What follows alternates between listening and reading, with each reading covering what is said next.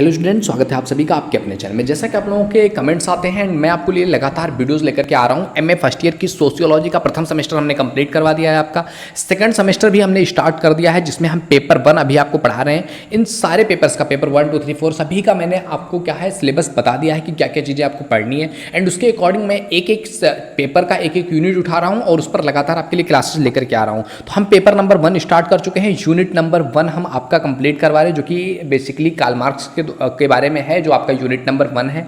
And इसमें 2 दिन हमने क्लास ले लिया है। आज हमारा डे 3 है इस चीज़ पर। तो अगर आपने हमारी पिछली वीडियोस नहीं देखी है तो प्लीज़ चैनल पे विजिट करके आप वो वीडियोस देख सकते हैं। एंड आने वाली वीडियोस को नोटिफिकेशन पाने के लिए चैनल को सब्सक्राइब करके बेल आइकन जरूर हिट कीजिए। आइए स्टार्ट करते हैं अपनी आज की वीडियो। पिछले 2 वीडियोस में हमने 3-3 क्वेश्चन करके 6 क्वेश्चन कंप्लीट करवा दिया है और आज हम 7वें क्वेश्चन से स्टार्ट कर रहे हैं। तो 7वां नंबर क्वेश्चन देखो, आपसे कह के आ रहा है कि मार्क्स का अधिसंरचना यानी कि सुपर स्ट्रक्चर एंड अधोसंरचना सब स्ट्रक्चर, इस सिद्धांत के बारे में आपको वर्णन करना है कि ये अधिसंरचना और अधोसंरचना आखिर है क्या। तो देखो, समझो इस चीज को कि मार्क्स की जो कृतियां हैं उसमें सामाजिक संरचना के संबंध में जो विचार व्यक्त किया गया है, उनके अध्ययन से हमें यह पता चलता है कि मार्क्स ने संपूर्ण सामाजिक जो संरचना है उनको 2 मोटे भागों में विभाजित किया है और उनको विश्लेषण किया है। समाज के संपूर्ण ढांचे के ऊपरी भाग जो है उसको उन्होंने अधिसंरचना कहा है। यानी कि अगर आप हर समाज के बारे में उठा करके देखोगे, जिस समाज में जो बड़े लोग हैं, जैसे आज बात कर लिया जाए तो पूंजीपति जो लोग हैं उनको कहा गया अधिसंरचना, जबकि जो बुनियादी भाग या निचला भाग है, जो निचले भाग पर रहते हैं लोग, उनको अधोसंरचना की संज्ञा दिया है। और इन दोनों को सम्मिलित रूप में ही समाज की संपूर्ण संरचना का निर्माण होता है। परंतु इसका तात्पर्य यह नहीं है कि सामाजिक संरचना में केवल यही 2 भाग होते हैं। ये 2 तो प्रमुख या महत्वपूर्ण भाग हैं। इनमें से प्रत्येक भाग में अनेक उपभाग भी बनते हैं। इन विभिन्न इकाइयों और भागों में अपेक्षाकृत अस्थायी क्या होता है, एक अंतः संबंध पाया जाता है। और इस अंतः संबंध इकाइयों की विशिष्ट क्रमबद्धता या संगठन से ही सामाजिक संरचना का निर्माण होता है। तो यह बात जो है अधिसंरचना अधोसंरचना के विषय में निम्नलिखित विवेचना से और भी स्पष्ट हो जाएगा।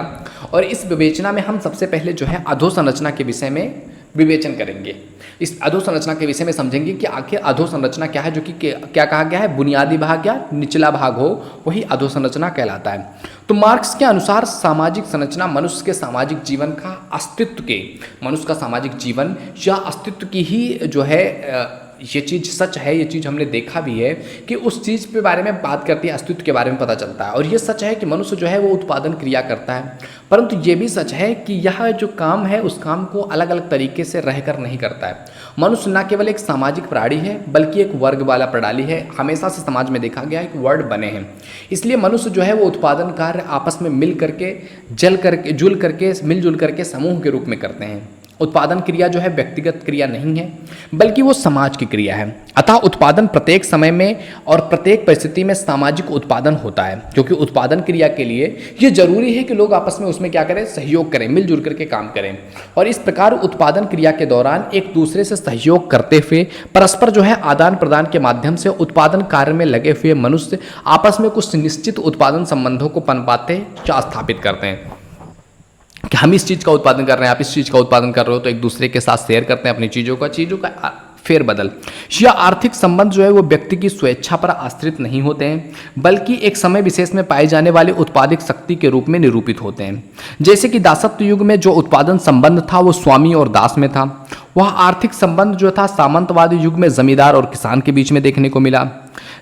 इसके विभिन्न जो संबंध है वो पूंजीवाद और श्रमिक में पाए जाने वाले आर्थिक संबंध से अलग है। यानी कि ये जो संबंध है वो हमेशा से चेंज होता रहा है। जैसे स्वामी और दास के बीच में जो उत्पादन का संबंध था वो अभी जमींदार और किसान के देखने में कम मिलता है और आर्थिक टाइम में इस समय में देखने को बहुत कम मिलता है। इसका कारण यह है कि इसमें प्रत्येक युग में समाज की जो उत्पादन शक्ति थी उसमें भी परिवर्तन होता है और इसी के अनुरूप जो है उत्पादन कार्य में लगे लोगों के पारस्परिक संबंध का भी एक निश्चित रूप से हमें देखने को मिलता है कि उनमें क्या संबंध है। तो मार्क्स के उत्पादन शक्ति और उत्पादन संबंधों के संपूर्ण योग से ही समाज की जो आर्थिक संरचना है उसका निर्माण होता है और इसी को उन्होंने अधोसंरचना कहा हुआ है, जो निचला समाज है, क्योंकि यही जो है वास्तविक नींव है जिस पर कि समाज की अधिसंरचना खड़ी हुई है। यानी कि जो नीचे तबके के लोग हैं ये सारे लोग मिल करके ही वो किसी व्यक्ति को अधिसंरचना पर लेकर के जाते हैं, ऊंचा बनाते हैं। अधिसंरचना के अंतर्गत सामाजिक जीवन के अन्य पक्ष जैसे कि सामाजिक, राजनीतिक, बौद्धिक, वैधानिक, सांस्कृतिक, ये सारी चीजें आती हैं। और मार्क्स के मतानुसार अधोसंरचना के अनुरूप ही अधिसंरचना की प्रकृति निश्चित होती है। समाज के विकास का इतिहास जो है वो वास्तव में उत्पादन प्रणाली के विकास के बारे में हुआ है और मार्क्स का यह मानना है कि उत्पादन प्रणाली में जिस तरीके से विकास होता रहा है उसी के अनुसार समाज में भी विकास होता रहा है। इस प्रकार एक समय विशेष में जीवित रहने के लिए भौतिक साधनों को जिस सीमा तक प्रयोग में लोग प्राप्त करते हैं वही आधार होता है जिस पर सरकार, कानून, कला, धर्म, विश्वास, दर्शन ये सारी चीज़ें आधारित होती हैं। इसलिए उत्पादन प्रणाली में परिवर्तन के साथ साथ विभिन्न सामाजिक वर्गों की प्रकृति, पद, लोगों के धार्मिक विश्वास, नैतिक आदर्श, कला, साहित्य, सामाजिक और राजनीतिक संस्थाएं ये सारी चीज़ें भी बदल जाती हैं। सामाजिक परिवर्तन का इतिहास वास्तव में समाज का जो है अधोसंरचना के परिवर्तन का इतिहास ही होता है। तो इस तरीके से हमने 7 नंबर क्वेश्चन देखा कि अधोसंरचना और अधिसंरचना क्या है। अब देखते हैं 8 नंबर का क्वेश्चन। इसमें कह रहा है कि मार्क्स के सामाजिक परिवर्तन की धारणा से आप क्या समझते हैं, इस पर वर्णन करो कि मार्क्स ने जो समाज परिवर्तित हो रहा है, समाज हर दिन बदल रहा है, उसके पीछे उनकी क्या धारणा है उसके बारे में बात करो। तो देखो, मार्क्स के अनुसार समस्त सामाजिक जो परिवर्तन है ना उत्पादन प्रणाली के द्वारा ही हुआ है। ये जितने भी क्वेश्चन आप देखोगे ना कहीं मार्क्स का जो फंडामेंटल्स है वो सारा कुछ आकर के फाइनेंशियल रूप में डिफाइन होता है और वो कहीं ना कहीं उत्पादन प्रणाली से रिलेट करता है। इस उत्पादन प्रणाली के 2 पक्ष हैं। पहला है आपका उत्पादन शक्ति, जो कि उत्पादक के उपकरण हो गया, श्रमिक हो गया, उत्पादन अनुभव, श्रम, कौशल, ये सब चीज़ों से मिलकर के उत्पादन शक्ति बनती है। और दूसरा है उत्पादन के संबंध। अब उत्पादन प्रणाली की एक महत्वपूर्ण विशेषता यह है कि वह किसी भी अवस्था में अधिक समय तक स्थिर नहीं रहती है, बल्कि सदा परिवर्तित होती रहती है और विकास की दिशा में उन्मुख है। साथ ही उत्पादन प्रणाली में परिवर्तन होने से संपूर्ण सामाजिक व्यवस्था, विचार, राजनीतिक मत, राजनीतिक संस्था, ये सारे परिवर्तन भी अवश्य होते हैं, क्योंकि जो है उत्पादन प्रणाली के परिवर्तन से समग्र सामाजिक राजनीतिक व्यवस्था का फिर से निर्माण होना अनिवार्य है और पुनः निर्माण होता है तो चीज़ें बदलती हैं। उत्पादन प्रणाली की दूसरी जो महत्वपूर्ण विशेषता है वो यह है कि इसमें परिवर्तन और विकास तभी होता है जब उत्पादक शक्तियों में परिवर्तन और विकास होता है। इससे भी पहले उत्पादन के उपकरण जैसे कि औजार हो गया, यंत्र हो गया, ये सारी चीज़ें बदलते हैं और इससे समाज का परिस्थितियां बदलती है। इस प्रकार उत्पादन के उपकरणों में परिवर्तन व विकास सबसे पहले होता है। जब उपकरण बदलते हैं उससे चीज़ें बदलती हैं, उससे उत्पादन बदलता है तो उससे समाज बदलता है, जिसके फलस्वरूप उत्पादक शक्तियों में भी परिवर्तन और विकास आता है। समाज की उत्पादक शक्तियों का में परिवर्तन का परिणाम होता है कि इन उत्पादक शक्तियों से संबंधित और इस पर आधारित मनुष्यों के उत्पादन संबंधों में भी परिवर्तन हो जाता है। परंतु इसका तात्पर्य यह नहीं है कि उत्पादन संबंध का कोई प्रभाव उत्पादन शक्ति के विकास पर नहीं पड़ता।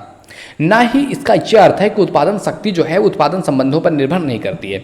यद्यपि जो है उत्पादन संबंधों का विकास जो है वो उत्पादक शक्ति के विकास पर निर्भर है, फिर भी उत्पादन संबंध भी जो है उत्पादन शक्ति पर प्रभाव डालते हैं। जिस तरीके का चीज़ें चाहिए, अगर वो चीज़ें उत्पादित नहीं हो रही हैं तो उस चीज़ का उत्पादन का भी मायने नहीं हो पाएगा। और वह इस अर्थ में उत्पादन संबंध जो है उत्पादन शक्ति के विकास की गति को धीमा या तेज कर सकता है। ये दोनों एक दूसरे के लिए एक निश्चित ढंग से जुड़े हुए हैं और इनमें जुड़ाव देखने को मिलता है। मनुष्य का संपूर्ण सामाजिक और राजनीतिक जीवन और संबंध ये सारा कुछ इसी पर डिपेंड करता है। और मार्क्स ने यह स्पष्ट रूप से लिखा है कि सामाजिक संबंध उत्पादन शक्तियों से घनिष्ठ रूप से जुड़ा हुआ है।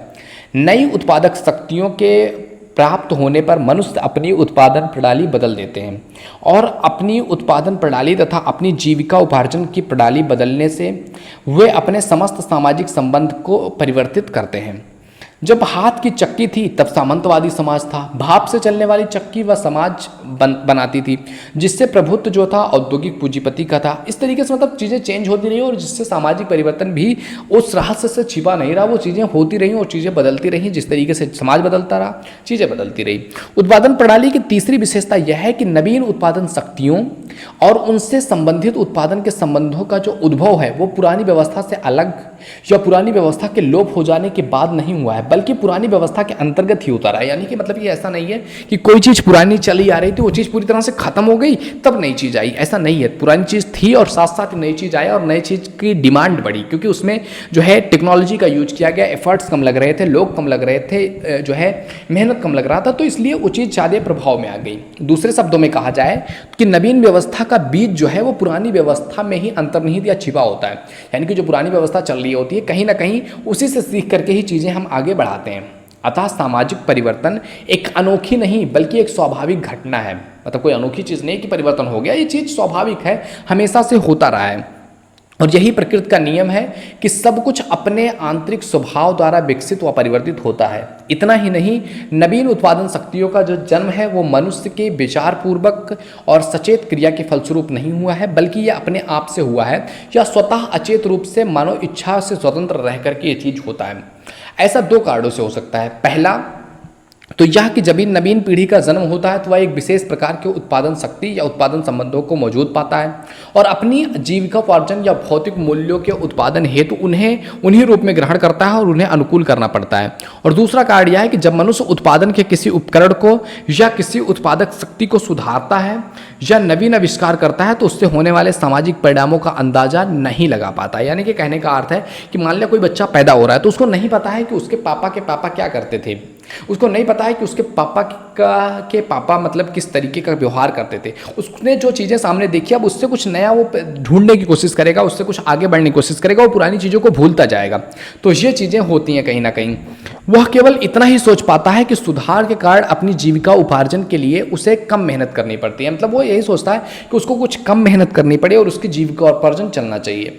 उदाहरण के लिए अगर देखा जाए, जब हाथ से चलने वाले उत्पादन के उपकरणों के स्थान पर भाप या बिजली से चलने वाले मशीनों का उत्पादन कार्य में लगाया गया तो उस समय शायद ही किसी ने सोचा होगा कि इस परिवर्तन का सामाजिक परिणाम यह होगा कि संपूर्ण सामंतवादी व्यवस्था का धीरे धीरे लोप हो जाएगा और उसके स्थान पर एक पूंजीवादी व्यवस्था जन्म लेगी। ऐसा किसी ने सपने में भी नहीं सोचा था। सामाजिक परिवर्तन इसी प्रकार परिवर्तित उत्पादन प्रणाली का एक सामाजिक परिणाम होता है। परंतु इसका तात्पर्य यह नहीं है कि उत्पादन के संबंधों में परिवर्तन या उत्पादन के पुराने संबंधों के उत्पादन के नवीन संबंधों में बदलना निर्विघ्नता से बिना किसी संघर्ष या किसी उथल पुथल के हो जाता है। ऐसा नहीं है। बहुत सारी चीज़ें होती हैं, बहुत सारी प्रॉब्लम्स भी आती हैं। नई चीज़ कुछ भी अपनाया जाता है तो सब शुरू में उसका विरोध होता है। ये सारी चीज़ें होती हैं, लेकिन इसके बावजूद भी चीज़ें क्या हो रही हैं, बदलती हैं। इसके विपरीत इस प्रकार का जो परिवर्तन है वो साधारणतः क्रांति के द्वारा होता है। क्रांति के साथ पुरानी व्यवस्था या उत्पादन के संबंधों को उखाड़ फेंका जाता है और उसके स्थान पर नवीन व्यवस्था का उत्पादन के संबंधों को प्रतिष्ठित किया जाता है।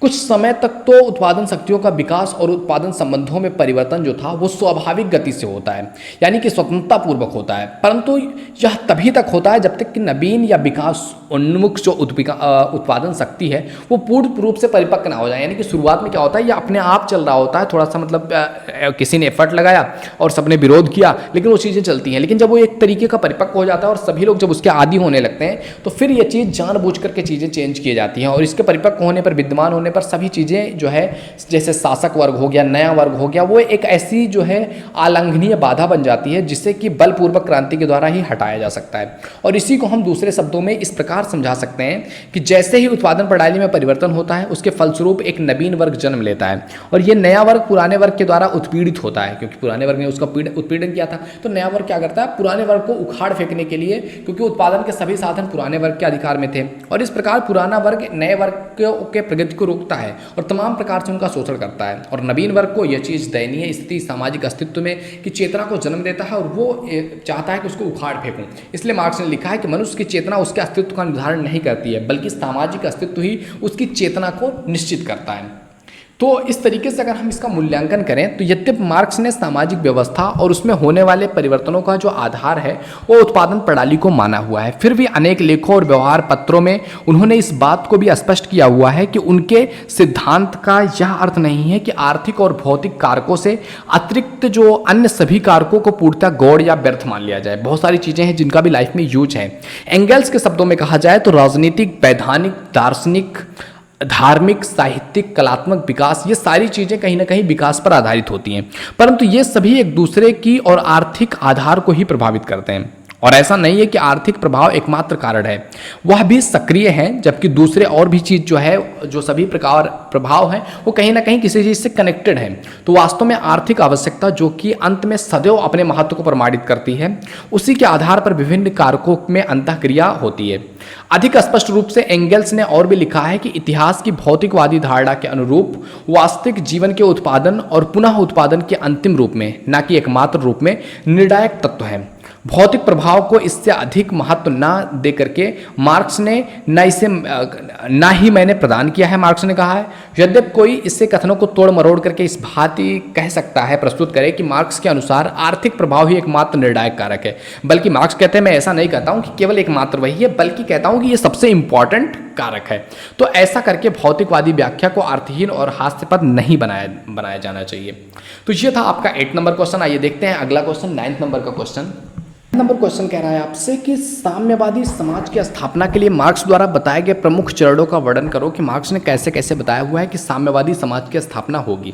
तो पूंजीवाद का अंत करके उसके स्थान पर मार्क्स ने बताया हुआ है कि साम्यवादी समाज यानी कि एक वर्गविहीन राज्यविहीन समाज की स्थापना के लिए मार्क्स ने जो कार्यक्रम बताया हुआ है उसके 3 चरण हैं। उन्होंने पहला कहा है कि पूंजीवादी व्यवस्था के विरुद्ध क्रांति होगी, और क्रांति होने के बाद सर्वहारा वर्ग के अधिनायकवाद की स्थापना होगी, यानी कि जो सर्वहारा वर्ग होगा वो अधिनायक बनेगा, और राज्यविहीन और वर्गहीन समाज की फिर स्थापना होगी।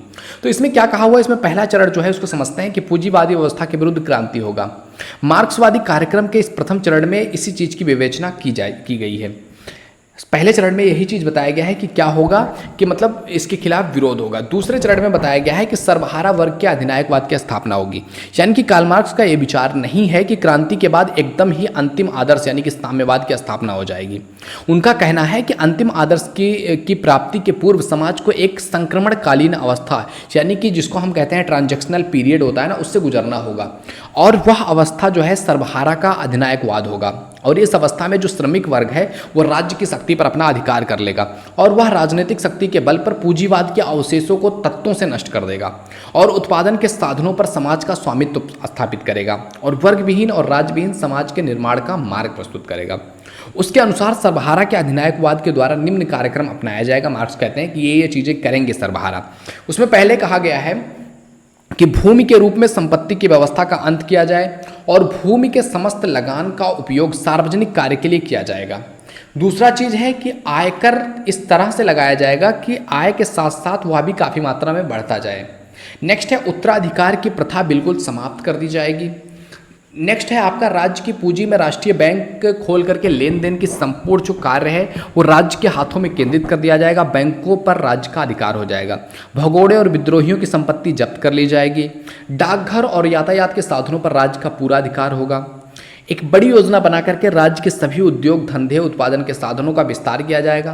पड़ती पड़ी तमाम जमीन को आबाद किया जाएगा और जमीन को अधिक उपजाऊ बनाया जाएगा।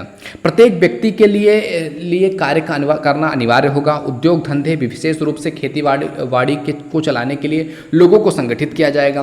कृषि कार्य का उद्योग धंधों के साथ साथ संबंध स्थापित किया जाएगा। देश की आबादी के शहरों और गाँवों के बीच में उचित बंटवारा करके नगरों और ग्रामों के भेद को खत्म किया जाएगा। सार्वजनिक पाठशालाओं में सभी बच्चों के लिए मुफ्त शिक्षा की व्यवस्था की जाएगी। बच्चों के कारखाने में काम के वर्तमान प्रथा को बिल्कुल समाप्त कर दिया जाएगा। पढ़ाई लिखाई का संबंध जो है औद्योगिक उत्पादन के साथ जोड़ दिया जाएगा। तो ये सारी चीज़ें दूसरे चरण में होगी। फिर आएगा तीसरा चरण जिसमें साम्यवादी समाज की स्थापना होगी, और मार्क्सवादी कार्यक्रम का तृतीय चरण यही है जिसमें साम्यवादी समाज की स्थापना होगी। इसमें क्या कह रहा है कि सभी व्यक्तियों को पूर्ण समानता दी जाएगी, यानी कि साम्यवादी समाज की पहली विशेषता ये होगी कि सभी व्यक्तियों को पूर्ण समानता का अधिकार होगा। सर्वहारा वर्ग के अधिनायकवाद में कार्य संपन्न करने वाले व्यक्तियों को प्राप्त होने वाले वेतन और सुविधा में कोई अंतर नहीं होगा। संपन्न करने वाले व्यक्तियों को प्राप्त होने वाले वेतन और सुविधा में उचित अंतर होगा। इस प्रकार सर्वहारा वर्ग का अधिनायकवाद पूर्ण समानता में नहीं बल्कि सापेक्षिक समानता में, रिलेटिवली जो है इक्वेलिटी में होगा। लेकिन साम्यवादी व्यवस्था में सभी व्यक्ति पूर्ण समान होंगे। मानसिक श्रम करने वाले व्यक्ति, कलाकार, वैज्ञानिक, प्रबंधन, प्रशासक, चिकित्सा, अध्यापक, इनका वेतन, जीवन तथा सामाजिक स्तर शारीरिक श्रम करने वाले व्यक्तियों, श्रमिकों, कृषकों के बराबर ही होगा। इस सामाजिक व्यवस्था का आधारभूत ये नियम होगा कि प्रत्येक व्यक्ति द्वारा उसकी योग्यता अनुसार कार्य किया जाए और कार्य के बदले उसे आवश्यकता अनुसार प्राप्ति होती रहे। तो इसके ये चीज़ होगी पहली चीज़। दूसरा है होगा वर्गविहीन और राज्यविहीन समाज होगा, यानी कि साम्यवादी व्यवस्था में सभी को समान होंगे, और ये व्यवस्था तब तक नहीं हो सकता जब तक कि राज्य होगा।